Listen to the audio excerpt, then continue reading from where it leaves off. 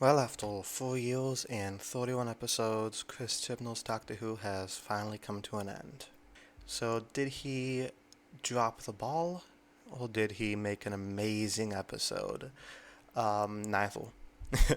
I think it was a pretty good episode, a lot better than I was expecting, but the plot was still a mess. First, I'm going to talk about the stuff I didn't really like. So, the Master's plot makes no sense. Why was he Rasputin? Why did he team up with the Daleks and the Cybermen? Why did he want to become the Doctor? I don't know. Why not just kill the Doctor and get it over with? I don't know. That was really confusing. I loved Sacha Dhawan's performance in it, though. He's a really good actor as the Master, and I kind of like the whole crazy Anthony Ainley vibes he was going for. So it was really nice to see him again. But however, like I said, the plot made no sense.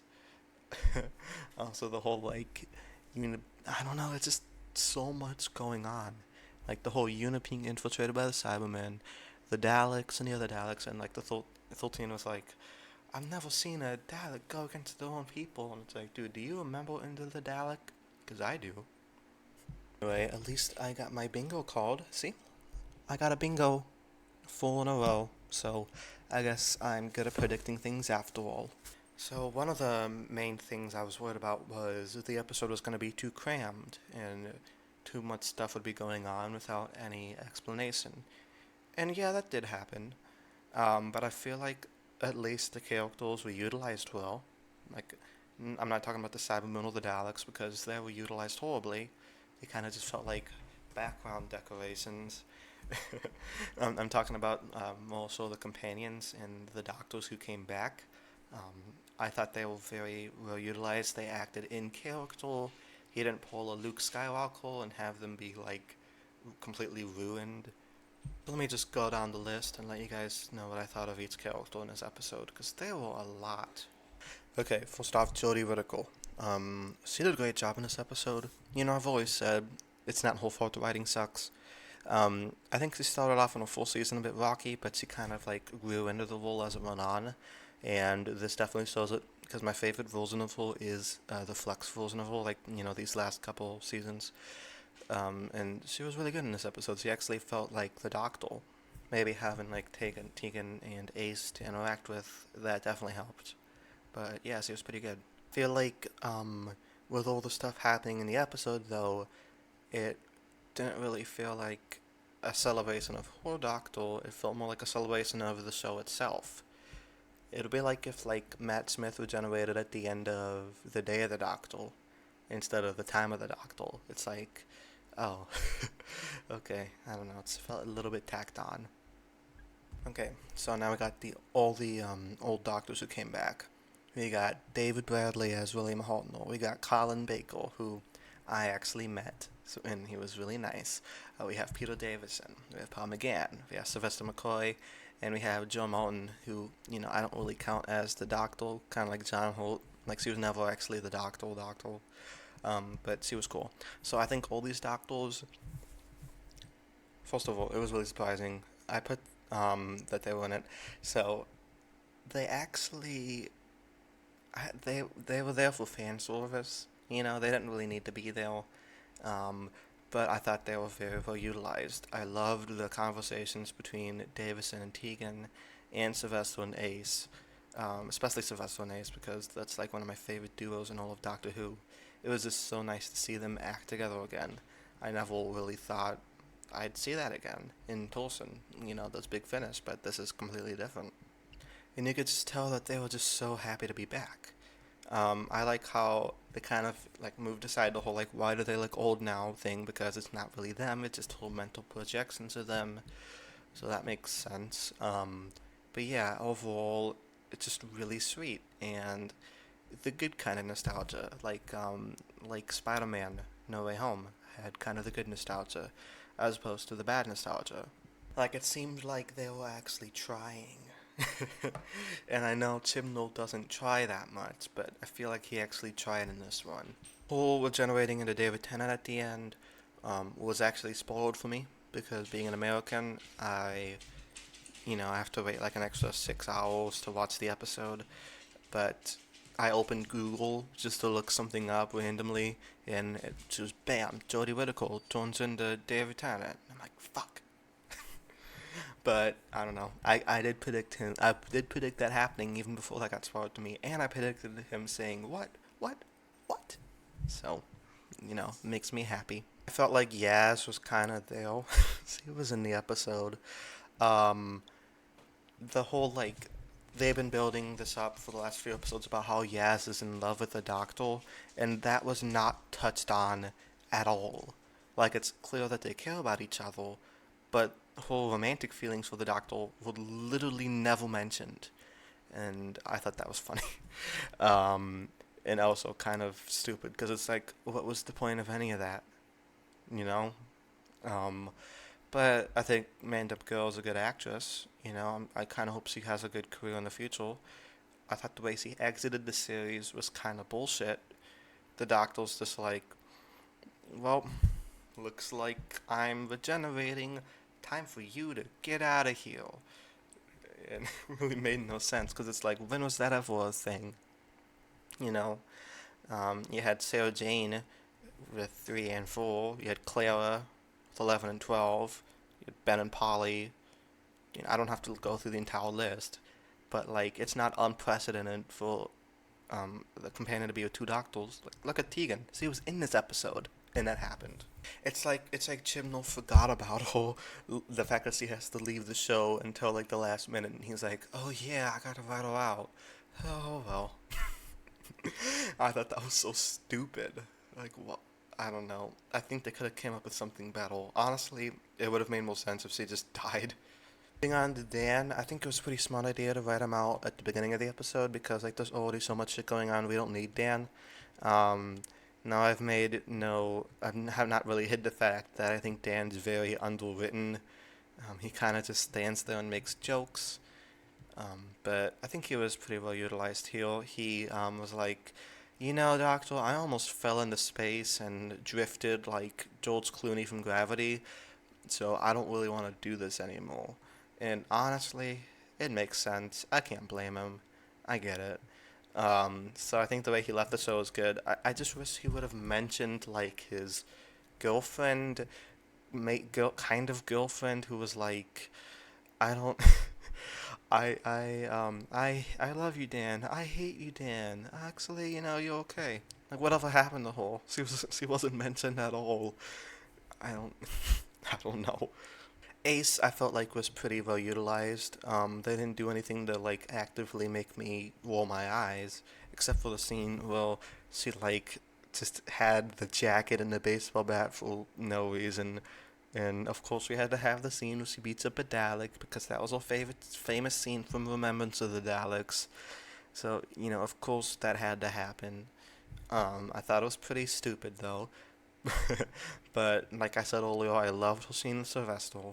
Um, Kind of like acknowledged the whole like him manipulating her to be a better person. She didn't like that, and that's why she left. We never really found out why she left the show, so that was kind of nice to know. And I think that whole arc was resolved quite well. Tegan was also pretty good in this episode. I predicted correctly that her and Nissa being a thing was not going to be mentioned, and I was correct. She, however, I think she was, pretty good being Nissa. I mean, Tegan being Tegan. She was like, especially the scene where she was like, "Oh yeah, we used to be you, and just gonna dump you, like not forget about you, like she forgot about all of us." And that's exactly what happened. But the way she delivered it so bluntly, it's like, "Yep, that's Tegan." But yeah, I loved her scene with Peter Davison, and as nostalgic and stupid it was, him saying Braveheart was like, it was beautiful. Moving on to Kate Stewart, I thought that she was gonna just do nothing in the episode and be like a extra, like she was in Flux. But she actually had quite a few stuff to do. She was willing to sacrifice herself. She was being heroic, badass, but also the Kate Stewart we know and love from the Moffat era. Really liked seeing her. Something I forgot to mention about Tegan was the master mentioning her Aunt Vanessa and how he shrunk her, and he's like, "How's your Aunt Vanessa doing? Did you build her a nice little dollhouse?" I thought that was funny, but also really mean, and felt bad for Tegan on that one. Um, but it's nice that Chibnall remembers those little moments. Like, you could tell he's a big fan of the classic series. He's just not a good writer. Vendel's back, aka that guy from Game of Thrones. And he really didn't need to he didn't do anything. He was just kind of there. He was like Kate and Flux. Well, he was like him in Flux, because he didn't really do much in Flux either. Like, what was the point of him? Um, I like how they were like, "Where's your wife?" And he's like, "Oh, she's scared." It's pretty obvious. There's no room for her in the story. Um, but like, I like the actor. He was good in Game of Thrones. Um, but he really like, what's the point of him? Why is he here? I don't know. Would have rather they bring back Calvinista, aka Dogman. Okay, moving on to Graham. I knew we were going to see Graham again, because he was spotted in filming. And we didn't see much of him, but the scenes we did, I thought he was pretty good. He was my favorite Chibnall era character, because he felt like most like a real person. Him and Ace seemed to be getting it on, so maybe her and her fall in love. That'd be nice. But yeah, nice to see Graham again. I'm glad we didn't see Ryan again because Ryan was so bad. Um, so, we saw Assad. You guys remember Assad? Because I barely do. He really didn't do anything. He was just like another one of the Cybermen. It really, literally could have been any of the Cybermen. I don't know why he was in this. In fact, I don't really know why the Cybermen were in this either. Also, I really fucking hate the Cyber Time Lord design. It's like, see, you know that they're Time Lords because they have the stupid hat on and little Cyberman markings on the helmets. It's like, yeah, we know. You don't have to show us. We could see it because they were generating. I think Cyber Time Lords are a good concept, but maybe just treat them like regular Cybermen, and that they just happen to regenerate. Like, why do you have to have them wear the stupid fucking hats? It's so dumb. And Ashad is really like why is he here? Why is he in this? And just when I thought they were done having all these crazy characters come back, we have the final, well, second to final scene with Companions Anonymous, where they talked about how the Doctor just kind of forgets about them, and we saw Ian, which is crazy because the guy's like 97 now, and he looks pretty good for 97, honestly.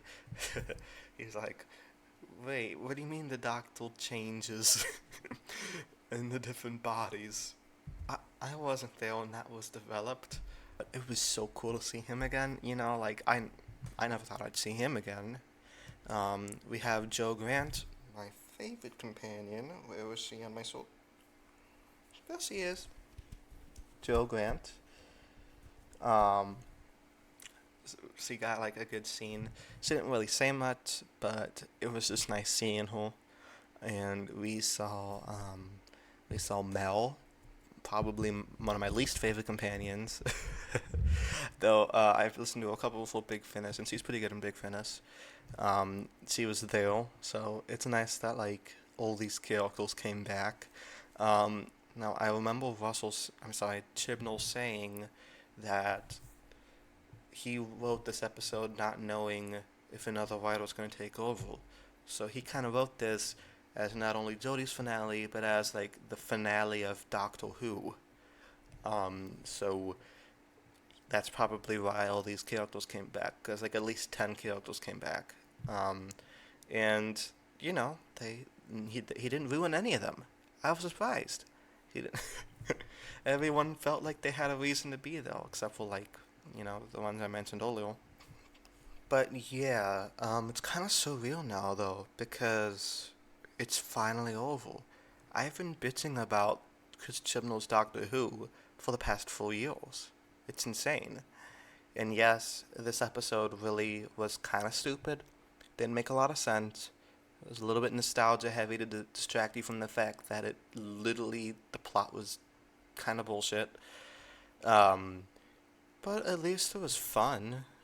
At least the characters were cool, I guess.